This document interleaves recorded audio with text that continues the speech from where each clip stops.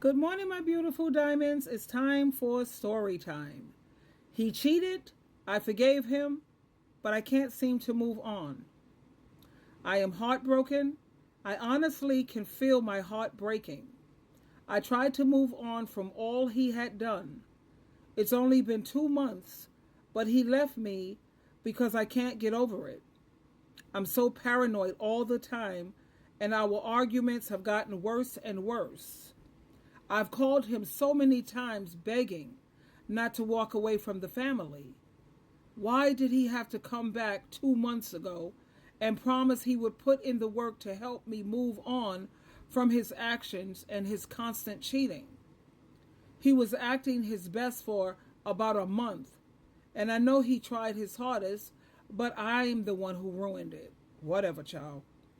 For 2 years, he was going back to this other woman. He got us both pregnant, and only 2 months ago, I ended the pregnancy when I found out, and shortly after, she had a miscarriage. Yes, for a month, he went above and beyond, but after that, my insecurities became too much.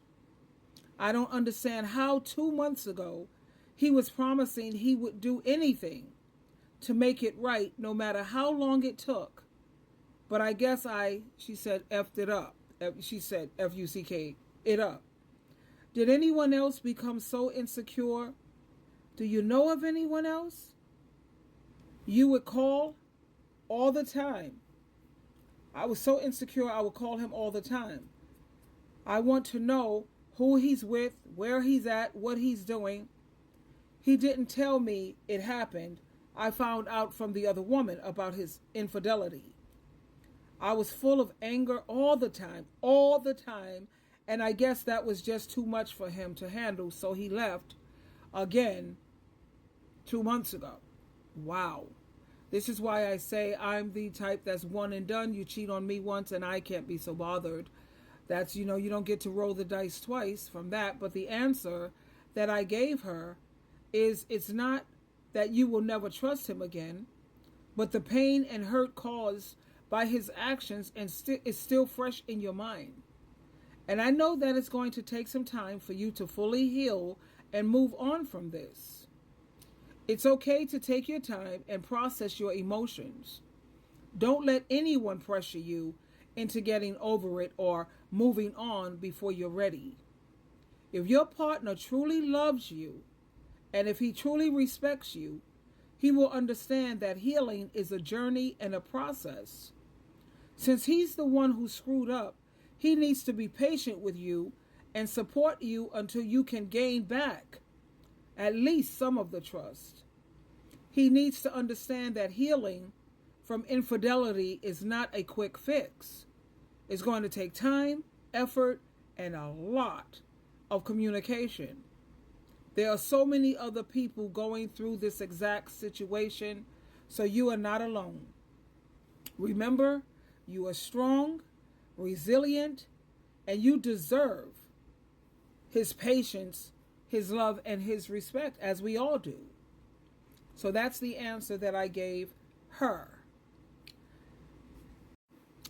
And my next story time, why should a wife have to beg her husband for some of his time? Why is it that a woman have to beg for their partner's time? I try to get him to spend more than 5 minutes with me, and it seems like a problem for him to take an hour or two to do something I want to do.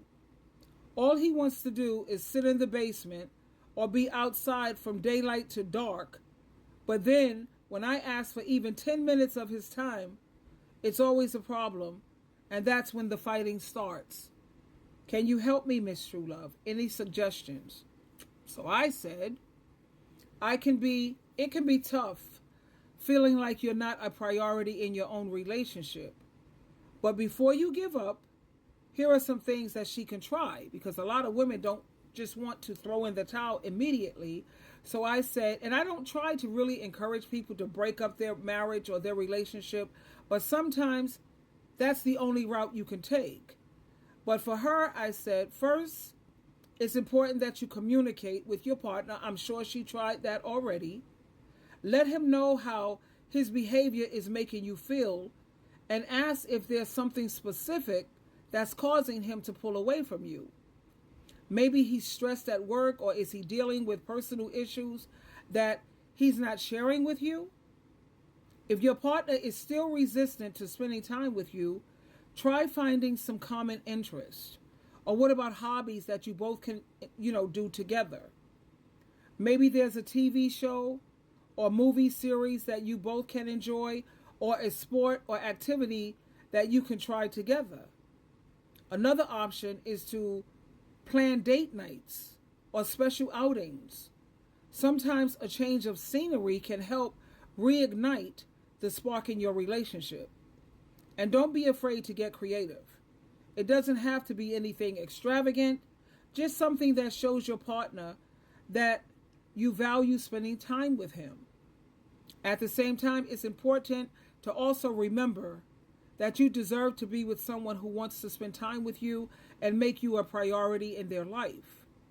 If your partner continues to refuse to spend time with you, even after trying these suggestions, then it may be time to reevaluate the relationship and consider whether it's fulfilling your needs.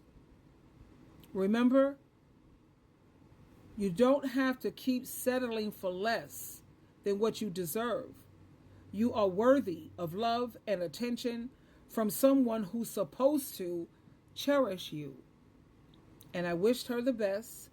And women are more resilient and stronger than they think. So there you have it, my beautiful diamonds. Relationships, it's a lot of work. It's a lot of work. But like I said, I am an advice coach.